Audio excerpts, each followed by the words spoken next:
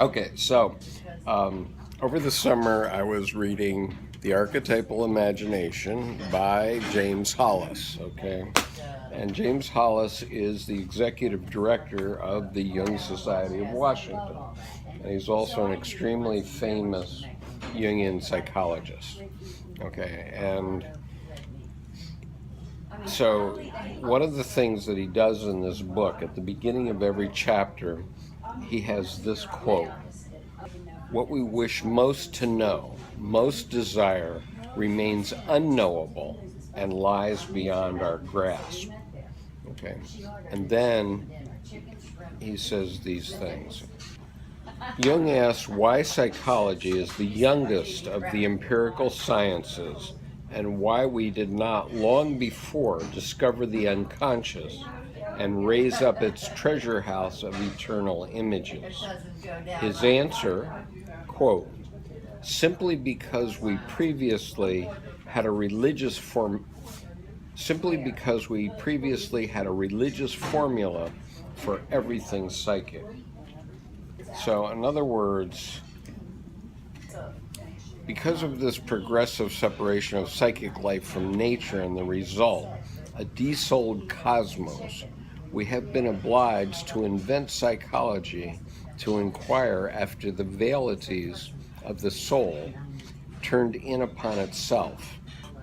No wonder Eliot observed in The Wasteland that we live amid a heap of broken images.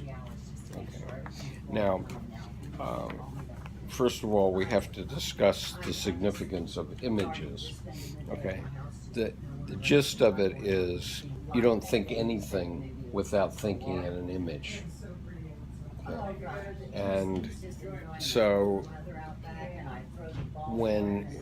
it's very significant what images you're looking at. Okay, for example, images of God, quote unquote God, are always numinous, okay, because you're trying to connect that God image with something, right?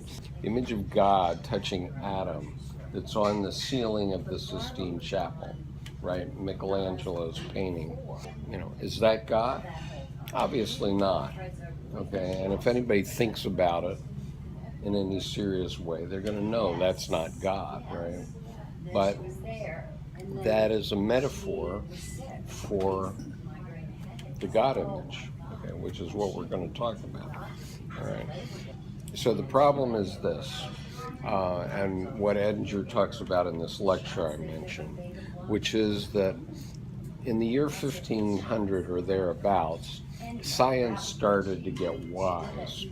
And so in the early 15 teens, Galileo got called out for saying that the Earth isn't the center of the universe, okay, that the Earth goes around the sun. And he actually got run up before the Inquisition for that, because the Pope understood that if a scientist was saying such a thing, then he would be saying that the myth that had been sold by the Catholic Church for 1,500 years was not true. So since 1500, science has been poking holes in religious myth. This is a container of the psyche which is full of holes at this point. And by the end of the 19th century, it led Friedrich Nietzsche to say God is dead. Okay. At least God in that sense was dead. Now, what happened was that Jung found God, but he found God in the psyche, within, right? And many of his last books, most importantly Answer to Jung, address this issue, okay?